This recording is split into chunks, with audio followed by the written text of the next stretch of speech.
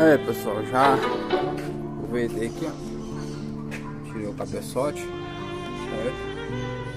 Motor limpo aí. Já aproveitei aqui e já retirei o cárter dele. Tava furado, vazando, né? Tirei o cárter, fazendo a limpeza. Já já a gente montar eles de novo, né? E ver aí o que que dá. Show! Isso aí, meus amigos. Forte abraço, vamos que vamos. Aí, pessoal. Coloquei já junto do kart. Passei uma colinha fininha, sabe?